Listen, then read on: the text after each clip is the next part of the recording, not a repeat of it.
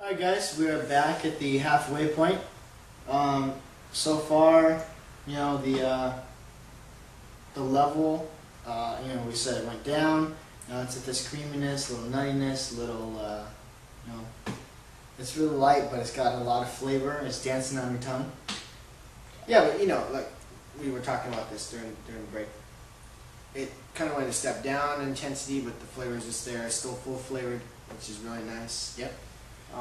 Very refreshing. Yeah, it is. Now we forgot something in this last We did. Very important part. What's in the cigar and what size is it? Yeah. The Seleccion only comes in the Robusto size.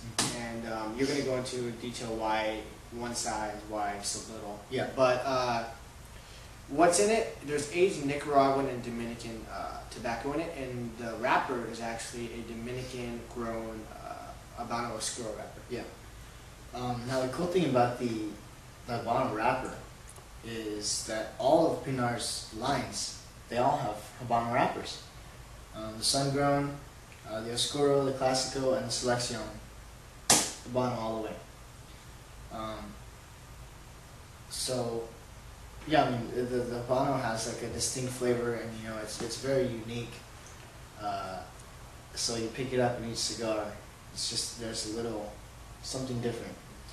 But the cool thing about this cigar, the Seleccion, the reason it's so rare is because when Abe Flores went to buy the pallet with all the bales of tobacco, he had one different bale, and they didn't really know what it was, so they called the guy that they bought it from, right?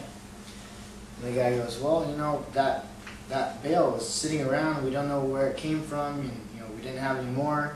It was a fluke crop or whatever the case may be, and Abe ended up with it. And Abe says, "Well, you know, I loved it. I made I rolled a couple.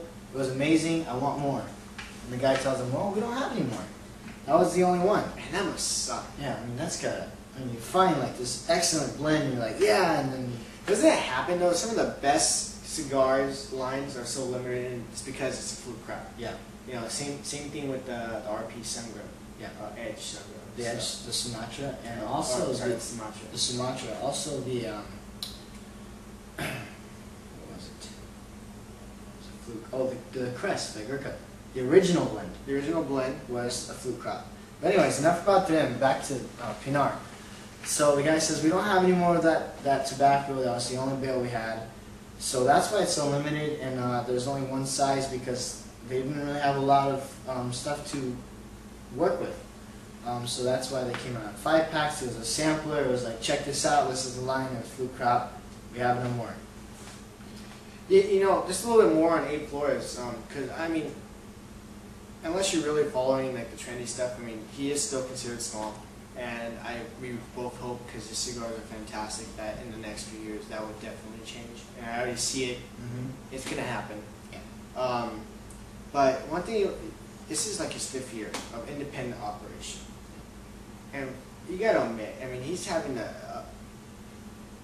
amount of reputation he's getting with his ratings, and just, you know, now everyone's, you know, talking about his Sungrown and all his other lines. You know, it's just kind of, it must be overwhelming, you know. Oh yeah. And you know, it's definitely showing the hard labor and the pursuit of perfection that Abe has. Well, the thing though, you know, with Abe, he has a great team to work with. He does.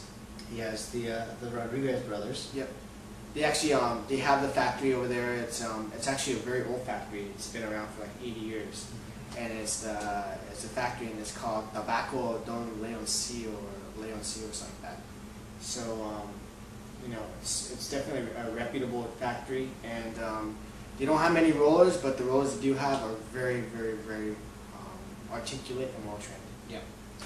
So I mean, but they do a great job, and this is just another testament to that. What else? What else do we have to talk about? I mean, we could go all day and talk about it. You know, we've met him, you know, just meeting him. I mean, you got to meet this guy if you get a chance. I mean, he's just so down to earth. You know, it's like you're talking to your cousin or something. Yeah. Oh, that's funny though. That you say that, because actually, when we met him, remember at the party, he looked just like an old friend of the family. And we were like, when we saw him, we were kind of like, oh, there's B. Oh, wait. And then so, we were introduced and we talked to him. Then we go, wait a minute. So if we think it's BD, Yeah. let's see if everyone else we know who knows BD thinks it's him too. So we go around. Well, we went to my dad and said, hey, Dad, look who showed up to the party. And my dad's like, what?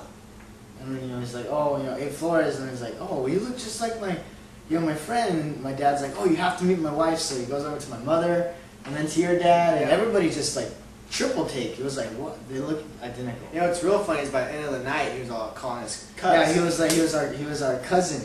Yeah. It was really funny. So, but he's a great guy. A lot of fun to hang out with and talk to. He's also a musician. Also a musician. Plays the bass. He's slapper the bass. But if you get a chance to check out his band, just go on YouTube and type in Abe Flores, and I think there's a video on there of his band playing.